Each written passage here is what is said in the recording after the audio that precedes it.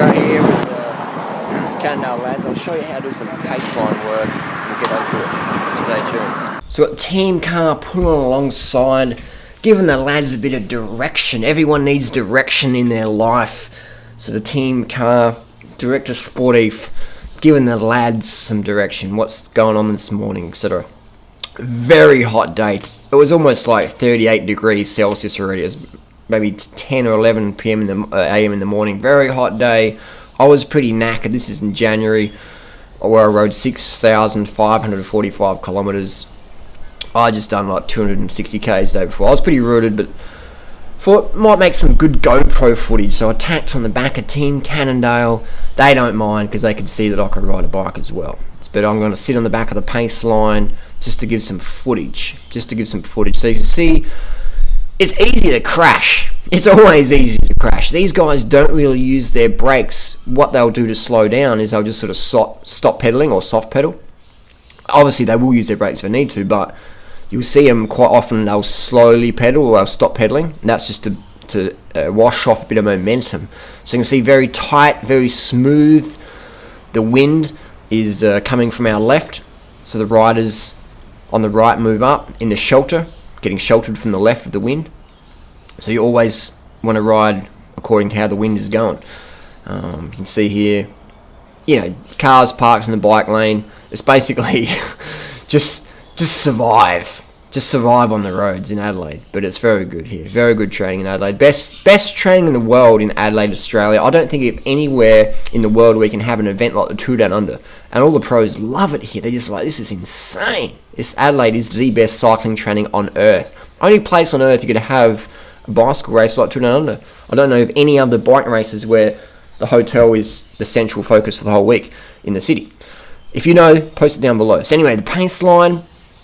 Cycling is all about aerodynamics. You can save so much wattage, so much energy by sitting at the back. Right now, I'm not using much energy because I've got Team Cannondale pulling me along the Strava segments. We're floating along here. We are cruising. I'm probably on about 4 watts per kilo at the back, 3 to 4 watts per kilo. Not doing much work at all. Just sitting on the draft and letting the lads do all the work. But what they do here is they do a little...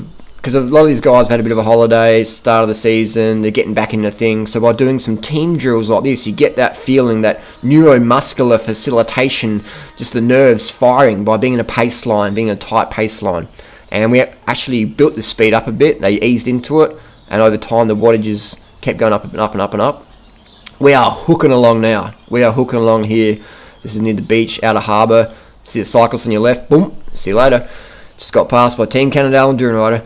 And we are hooking along. It might not look like we're going fast, but we are hooking along. You can see the cadence of the cyclists. Always nice, smooth, fast, 80-plus cadence.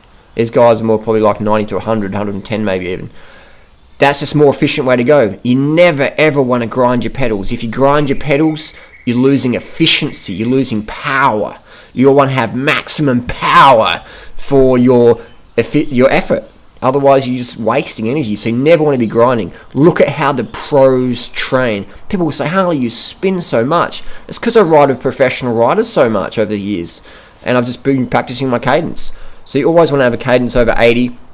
If you're going really easy, it doesn't matter, obviously. But if you give it a bit of a dig, your cadence wants to be over 80 because you'll get maximum efficiency that way. So that little pace line drill was finished. What we did now was intervals, 5 minutes on, 2 minutes off. So you'll see, here we go. Here's an example in cycling where you can't hesitate. I sort of hesitated for, I should have done another interval, I'm tired, I've already done 150 Ks this morning, blah, blah, blah. And then I thought, fuck it, I'll have a go. But that's too late. You miss out on that draft. So now I'm having to chase the team rider in front. And you can see I'm sort of getting a little bit, but I left that gap open a bit too big. So I'm not getting any draft here. So Durianrider has to do a bit of work for once, trying to catch up. So we're sitting on about... we're doing about 7 watts per kilo right now, maybe 8 watts per kilo, trying to hook back on. We passed 2 triathletes coming up. Here we go. So they were hooking along too, but we were like zooming. We were zooming along here. This was hard.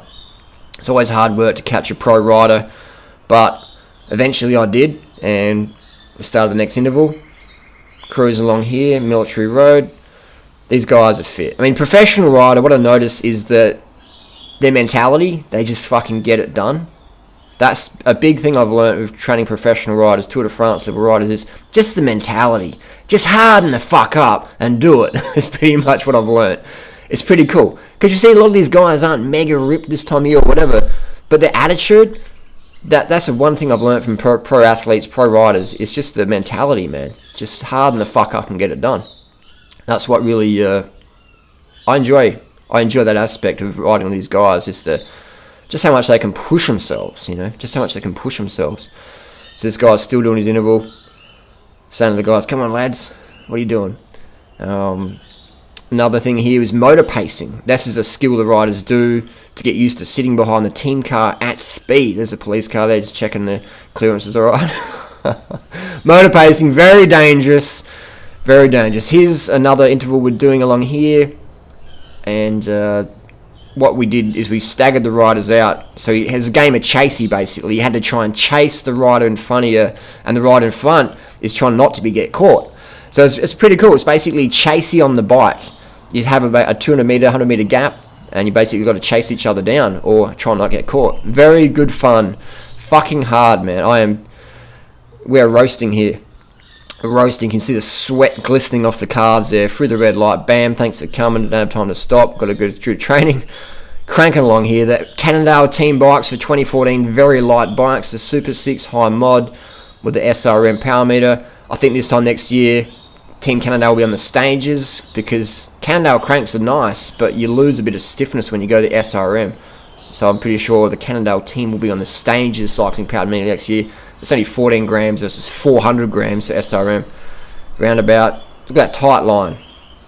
Pro cycling, it's all about millimeters and centimeters. Watts here and there. It's just about getting the marginal gains. So I can see that I wouldn't want to be a pro rider. I couldn't be a pro rider because I couldn't go downhill at 100k an hour with no safety gear. Just the risks you take as a professional rider is insane. Look at this, watch that, bams. I'll do a replay of that.